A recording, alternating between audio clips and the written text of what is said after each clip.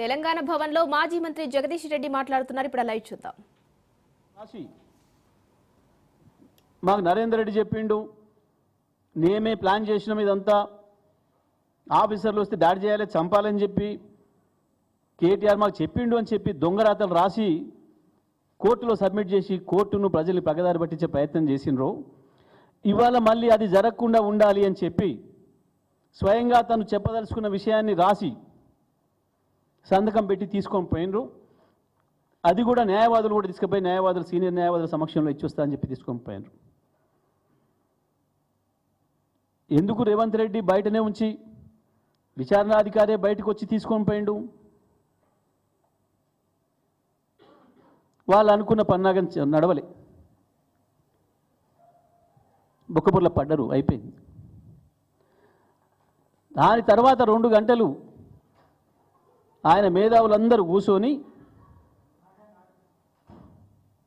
ఆయనకు సలహాలు ఇచ్చే మేధావులంతా కూర్చొని ఏం చేయాలి, బొక్కబుర్ల పడుతుంది, మరి మనం ప్రజల్లోనేమో చర్చ వేరే రకంగా పోతుంది, దీన్ని ఏదో పద్ధతిలో డైవర్ట్ చేయాలి కదా అని చెప్పి ముందే అనుకున్న స్కీమ్ కేటీఆర్ గారి ఇంటి మీద రైడ్ చేసి ఏదో కాగితాలు దొరికినాయని చెప్పాలనుకునేవి ఏవైతున్నాయో వాటిని మీడియా మిత్రులకు పంపించి, ఎలక్ట్రానిక్ మీడియా మిత్రులకు పంపించి వాళ్ళ కాలు పట్టుకొని అదొక్కటే ఇస్తున్నారు, జరగ ఇది కూడా వేయండి అని చెప్పి వేసిన ఒక పనికి మాలిన పాత చింతకాయ పచ్చడి వార్త. ఏంటిది? ఏదో గ్రీన్ కో నుంచి ఎలక్ట్రల్ బాండ్స్ వచ్చినాయి, మాకు ఇప్పుడే దొరికింది. పాపం ఒక టీవీలో సంచలన వార్త. అందులో మరి వారికి ఏం సంచలనం కనపడదో మాకేం కనపడలే, ప్రజలకి ఏం కనపడలే. ఎలక్ట్రోలర్ బాండ్స్ అనేవి బహిరంగమైనవి, కోర్టు ఉత్తర్వులు ఇచ్చింది, సుప్రీంకోర్టు కూడా సబ్మిట్ చేసినాయి, బ్యాంకులు బహిరంగంగా అందరికి తెలిసిన విషయం. ఆ గ్రీన్ కో కంపెనీ మాకే ఇయ్యలే, బీజేపీకి ఇచ్చింది, కాంగ్రెస్కి ఇచ్చింది, మాకు ఇచ్చింది, ఇంకో పార్టీకి ఇచ్చింది, ఇంకో పార్టీకి ఇచ్చింది. ఈ దేశంలో ఉన్న 7-10 పార్టీలకు ఇచ్చినాయి అందరికీ. కాంగ్రెస్ కూడా 25-27 కోట్లు ఇచ్చింది, బీజేపీ కూడా 40-50 కోట్లు ఇచ్చినట్టుంది. ఇస్తే ఏముంది దానికి? అసలు అది కేంద్ర ప్రభుత్వం అనుమతి ఇచ్చిన విషయం. అది ప్రతి పార్టీ కూడా ఎలక్ట్రల్ బాండ్స్ తీసుకోవచ్చు, అమ్మొచ్చు అని చెప్పి అవతల వాళ్ళు చట్టమే చేసి ఇచ్చిండ్రు. దాని ప్రకారం అందరికీ ఇచ్చిండ్రు, మీకు కూడా ఇచ్చిండ్రు. పైగా ఇందులో మీడియా మిత్రులు కావచ్చు, ప్రజలు కావచ్చు, గమనించాల్సిన విషయం, మనం రాష్ట్ర ప్రభుత్వంగా కేటీఆర్ గారి శాఖ నుంచి ఇచ్చిందేమో ఫార్ములా ఈకి. ఇందులో గ్రీన్ కోడ్కి ఎక్కడం పైసలు పోలే, మనకి ఏం లాభం జరగలే. నిజమే వీళ్ళు ఏందో కనిపెట్టినట్టు రేవంత్ రెడ్డి సిబిఐ కంటే మించి, ఎఫ్బిఐ కంటే, రా కంటే, కేజీబీ కంటే, మొస్సాద్ కంటే మించి ఏదో ఏడాది కాలం వెతికి పట్టుకుంటే ఇవాళ రాత్రి పొద్దున దొరికిందని చెప్పబడిన ఆ గ్రీన్ కో ఎలక్ట్రల్ బాండ్స్ విషయం, దానికి ఏం సంబంధం? ఏం లేదు. దీంట్లో సాపుగా ఉన్నది ఉన్నట్టుగా చెప్తా ఉన్నా. పొదువుగా మళ్ళీ టీవీలలో చర్చలు అవుతాయి.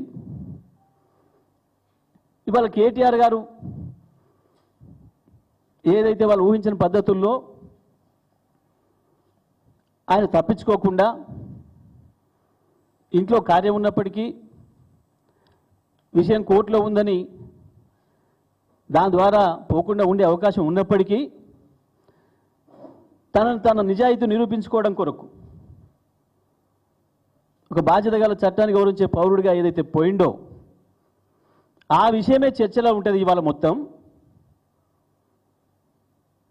మా పరువు పోతుంది అని చెప్పి సాయంత్రం చర్చలలోకి ఈ విషయాన్ని తేవడం కొరకు మాత్రమే చేసిన చిల్లర ప్రయత్నం ఇది.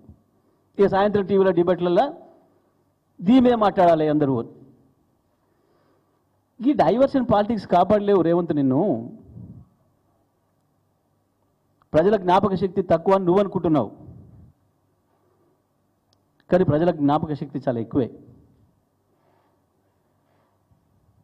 వాళ్ళ జ్ఞాపకంలోకి వచ్చింది ఏది కూడా అంత ఈజీగా మర్చిపోరు.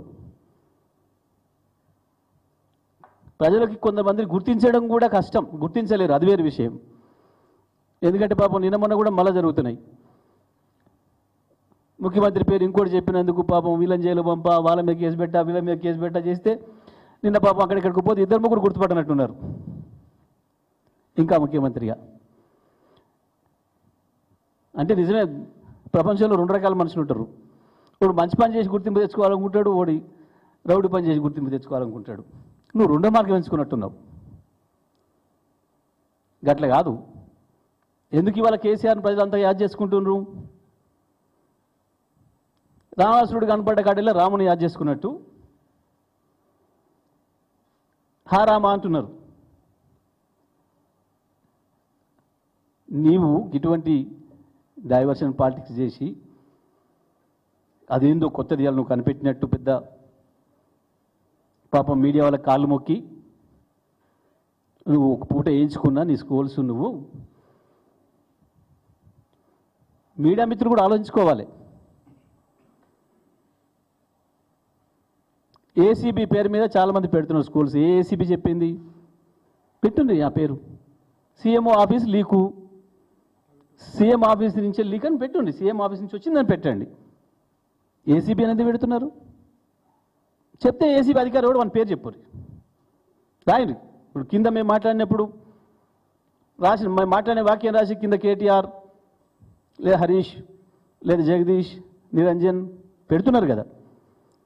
అట్లనే ముఖ్యమంత్రిని పెట్టుండ్రి. దానికి ముఖ్యమంత్రి ఆఫీస్ లీక్ ఇచ్చింది, ముఖ్యమంత్రిని పెట్టుండ్రి.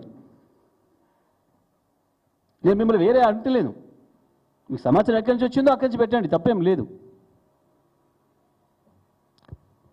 ప్రజలు కన్ఫ్యూజ్ చేసే దాంట్లో మీరు కూడా భాగస్వాములు కాకుండా దయచేసి. ఎవరు మాట్లాడిందనే పెట్టాలి మీరు. వాస్తవానికి ఉన్నట్టుగా చెప్పాలి, తప్పేం లేదు.